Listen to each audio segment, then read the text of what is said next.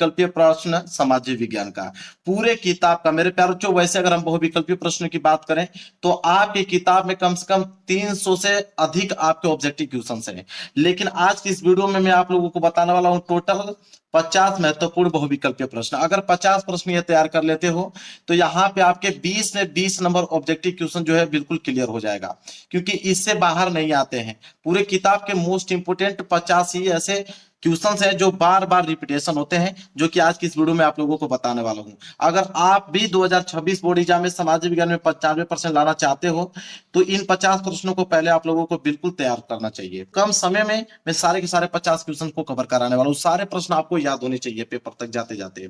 पहला प्रश्न देखिए क्या है। पहला प्रश्न यह है कि राष्ट्रवाद का प्रारंभ सर्वप्रथम किस देश से हुआ। वेरी वेरी मोस्ट इंपोर्टेंट यह प्रश्न मेरे प्यारे बच्चों है। हर साल यह प्रश्न आता है और इस साल भी यह प्रश्न पूछा जाएगा। तो आपको मालूम होना चाहिए कि राष्ट्रवाद का प्रारंभ जो है सर्वप्रथम किस देश से हुआ। चार ऑप्शन आपके पास हैं, तो किस देश से हुआ मेरे प्यारे बच्चों, तो फ्रांस देश से हुआ। सी वाला ऑप्शन जो है बिल्कुल राइट आंसर हो जाएगा। तो यह प्रश्न बहुत ही ज्यादा इंपॉर्टेंट है, इसको आप लोगों को याद कर लेना है। इसके बाद अगर हम आगे बढ़े, क्वेश्चन नंबर दूसरे, क्वेश्चन नंबर दूसरा यह है मेरे प्यारे बच्चों कि फ्रांस की क्रांति हुई, मतलब फ्रांस की क्रांति किस सन में हुआ था। ठीक है, चार ऑप्शन आपके पास हैं। अगर आपको आंसर मालूम है तो मुझसे पहले ही कमेंट करके आप बता दीजिए कि फ्रांस की क्रांति कब हुआ था, किस सन में हुआ था।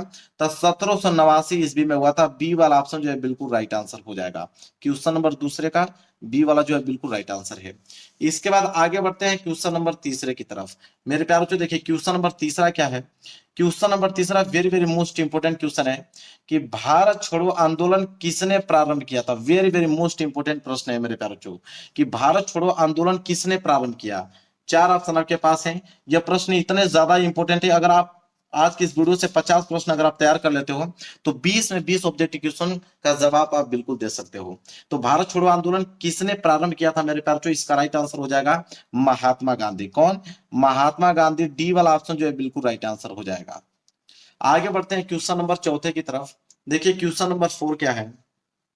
क्वेश्चन नंबर 4 मेरे प्यारे बच्चों कि चौरी चौरा कांड किस वर्ष घटित हुआ। वेरी वेरी मोस्ट इंपोर्टेंट ये भी प्रश्न है, जल्दी से आप इसका आंसर बताइए कि चौरी चौरा कांड किस वर्ष घटित हुआ। तो इसका सही आंसर हो जाएगा मेरे पास, मैं ट्रिक भी बता देता हूं। देखिए चौरी चौरा, ठीक है, तो चौरी चौरा यही चीज बार बार रिपीटेशन हो रहा है, इसका मतलब लास्ट में दो आएगा, दो आएगा, क्योंकि ये भी वही अंक है, ये भी वही अंक है। तो इस तरह आप ट्रिक बना के याद कर सकते हो। ठीक है, तो सी वाला ऑप्शन जो है बिल्कुल राइट आंसर हो जाएगा।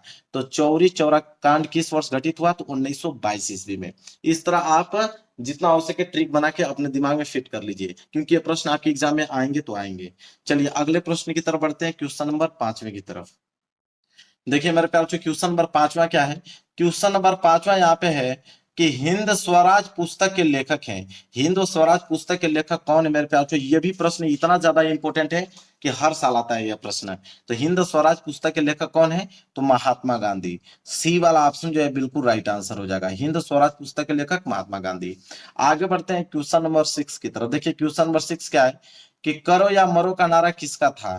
करो या मरो का नारा किसने दिया था मेरे प्यारे बच्चों, ये भी प्रश्न बहुत ज्यादा इंपॉर्टेंट है। तो इनका भी राइट आंसर हो जाएगा डी वाला, महात्मा गांधी। करो या मरो का नारा किसने दिया, महात्मा गांधी ने दिया था। आगे बढ़ते हैं अगले प्रश्न की तरफ, प्रश्न नंबर 7। देखिए प्रश्न नंबर 7 क्या है कि महात्मा गांधी दक्षिण अफ्रीका से वापस कब लौटे। ये प्रश्न वेरी वेरी मोस्ट इंपोर्टेंट है, डबल स्टार बना लीजिए। ठीक है, महात्मा गांधी दक्षिण अफ्रीका से वापस कब लौटे मेरे पास, किस सन में लौटे, तो सन 1915 ईस्वी में। बी वाला ऑप्शन जो है बिल्कुल राइट आंसर हो जाएगा। आगे बढ़ते हैं अगले प्रश्न की तरफ। देखिए अगला प्रश्न है प्रश्न नंबर 8वां। प्रश्न नंबर 8वां क्या है मेरे प्यारे बच्चों, देखिए उसको कह रहा है कि वंदे मातरम गीत किसके द्वारा लिखा गया था। वेरी वेरी मोस्ट इंपोर्टेंट प्रश्न है कि वंदे मातरम गीत जो है किसके द्वारा लिखा गया था। बहुत ही ज्यादा इंपॉर्टेंट प्रश्न है। तो इसका राइट आंसर हो जाएगा बंकिम चंद्र चट्टोपाध्याय द्वारा। ठीक है, बंकिम चंद्र चट्टोपाध्याय द्वारा।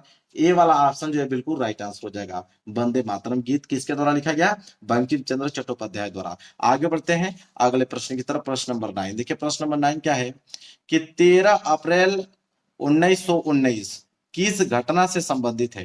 तो 13 अप्रैल सन 1919 किस घटना से संबंधित है मेरे प्यारे बच्चों? जल्दी से कमेंट बॉक्स में इसका आंसर बताइए। 4 ऑप्शन आपके पास दिखाई दे रहे हैं। तो जलियांवाला बाग हत्याकांड, वेरी वेरी मोस्ट इंपोर्टेंट यह प्रश्न सबको याद होना चाहिए कि 13 अप्रैल 1919 किस घटना से संबंधित है? तो जलियांवाला बाग हत्याकांड से। चलिए आगे बढ़ते हैं। क्वेश्चन नंबर 10वां है कि महामंदी का प्रारंभ किस वर्ष हुआ? तो महामंदी का प्रारंभ किस वर्ष हुआ मेरे प्यारे बच्चों? सन 1929। सी वाला ऑप्शन जो है बिल्कुल राइट आंसर हो जाएगा, सन 1929।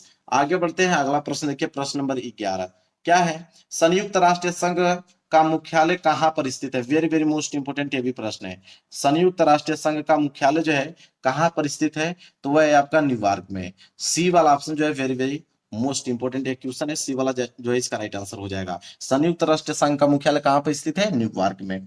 आगे बढ़ते हैं, क्वेश्चन नंबर 12 देखिए। क्वेश्चन नंबर 12 है कि संयुक्त राष्ट्र संघ की स्थापना कब हुई? अभी हमने क्या देखा कि संयुक्त राष्ट्र संघ का मुख्यालय कहां पर स्थित है। अब हम देख रहे हैं कि संयुक्त राष्ट्र संघ की स्थापना किस सन में हुआ मेरे प्यारे बच्चों?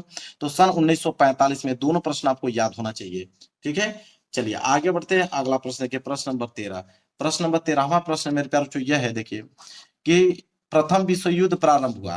प्रथम विश्व युद्ध जो हुआ मेरे प्यारे किस सन में प्रारंभ हुआ था? तो सन 1914 ईस्वी में। यहाँ पे ए वाला ऑप्शन जो है बिल्कुल राइट आंसर हो जाएगा। आगे बढ़ेंगे, अगला प्रश्न देखिए, प्रश्न नंबर यहाँ पे 14 है कि भूमि एक डॉट डॉट डॉट संसाधन है। मतलब बताना है कि इसमें क्या भरा जाएगा, मतलब भूमि एक कैसा संसाधन है। तो भूमि जो है मेरे प्यारे बच्चों एक प्राकृतिक संसाधन है, इसलिए ए वाला जो है बिल्कुल राइट आंसर हो जाएगा। आगे बढ़ते हैं, अगला प्रश्न के प्रश्न नंबर 15 कह रहा है कि निम्नलिखित में से मिट्टी का प्रकार नहीं है। मतलब 4 ऑप्शन दिया गया है, इसमें बताना है कि कौन मिट्टी का प्रकार नहीं है। तो मिट्टी का प्रकार अगर हम बात करें तो सीमेंट जो है मिट्टी का प्रकार नहीं है। अन्यथा आप जानते हैं कि काली मिट्टी होता है, लेटराइट मिट्टी भी होता है, पीली मिट्टी भी होती है। सीमेंट जो है मिट्टी का प्रकार नहीं है, इसलिए डी वाला ऑप्शन जो है बिल्कुल राइट आंसर हो जाएगा। चलिए आगे बढ़ते हैं क्वेश्चन नंबर 16 की तरफ। चलिए अगला प्रश्न देखिए, प्रश्न नंबर 16 क्या है? प्रश्न नंबर 16 मेरे प्यारे बच्चों कि निम्नलिखित में से किस राज्य में काली मिट्टी पाई जाती है? आपको बताना है कि किस राज्य में जो है काली मिट्टी पाई जाती है। 4 ऑप्शन आपके पास है। तो काली मिट्टी की अगर हम बात करें तो गुजरात में। गुजरात में काली मिट्टी पाई जाती है। बी वाला ऑप्शन जो है बिल्कुल राइट आंसर हो जाएगा। आगे बढ़ते हैं, अगला प्रश्न देखिए, प्रश्न नंबर 17। प्रश्न नंबर 17 क्या है मेरे प्यारे बच्चों? बोला कि पर्वतों पर मृदा अपर्दन का साधन है। पर्वतों पर मृदा अपर्दन का साधन है मेरे प्यारे बच्चों, इसका राइट आंसर हो जाएगा हिमनद। क्या हो जाएगा? हिमनद। बी वाला जो है बिल्कुल राइट आंसर हो जाएगा। इसी के साथ आगे बढ़ेंगे प्रश्न नंबर 18 की तरफ। देखिए प्रश्न नंबर 18 क्या है? वेरी वेरी मोस्ट इंपोर्टेंट प्रश्न नंबर 18 कि पंजाब में भूमि निम्नीकरण का मुख्य कारण क्या है? तो पंजाब में भूमि निम्नीकरण का मुख्य कारण क्या है मेरे प्यारे बच्चों? बहुत ही ज्यादा इंपॉर्टेंट है। तो इसका मुख्य कारण है अधिक सिंचाई। सी वाला ऑप्शन जो है बिल्कुल राइट आंसर हो जाएगा।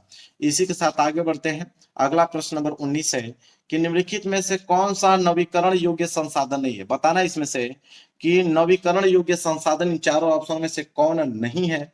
तो अगर हम बात करें जीवाश्म ईंधन, जीवाश्म ईंधन जो है मेरे प्यारे बच्चों नवीकरण योग्य संसाधन नहीं है। सी वाला जो है बिल्कुल राइट आंसर हो जाएगा। आगे बात करते हैं प्रश्न नंबर 20वें की तरफ। देखिए प्रश्न नंबर 20वां क्या है कि चाय की खेती के लिए कौन सी मिट्टी उपयुक्त है? मतलब चाय की खेती के लिए कौन सी मिट्टी जो है अधिक उपयोगी होती है? तो अगर हम बात करें तो इसका राइट आंसर हो जाएगा लेटराइट मिट्टी। लेटराइट मिट्टी जो है मेरे प्यार बच्चों चाय की खेती के लिए बहुत ही उपयुक्त मानी जाती है। आगे बात करते हैं, अगला प्रश्न देखिए, प्रश्न नंबर 21। प्रश्न नंबर 21 है कि निम्नलिखित में से किस राज्य में सीढ़ीदार खेती की जाती है? किस राज्य में सीढ़ीदार खेती की जाती है मेरे प्यारे बच्चों? ठीक है, सीढ़ी बनाकर वहां पे खेती की जाती है मेरे प्यारे बच्चों, वह आप लोगों का उत्तराखंड। क्या है? उत्तराखंड। डी वाला जो है बिल्कुल राइट आंसर हो जाएगा। आगे बात करते हैं अगले प्रश्न की तरफ, प्रश्न नंबर 22। देखिए अगला प्रश्न है, प्रश्न नंबर 22वां क्या मेरे प्यारे बच्चों कि निम्न में से कौन सा एक व्यक्तिगत संसाधन नहीं है? बताना कि इन चारों ऑप्शन में से कौन जो है व्यक्तिगत संसाधन नहीं है। तो वह है आप लोगों का खनिज संसाधन। खनिज संसाधन जो है वो व्यक्तिगत संसाधन नहीं है। डी वाला ऑप्शन जो है बिल्कुल राइट आंसर हो जाएगा। इसी के साथ देखिए प्रश्न नंबर 23 क्या है कि निम्न में से कौन सा संसाधन पुनः चक्रीय है? बताना कि पुनः चक्रीय संसाधन कौन इन चारों ऑप्शन में से? तो वह है आप लोगों का लोहा।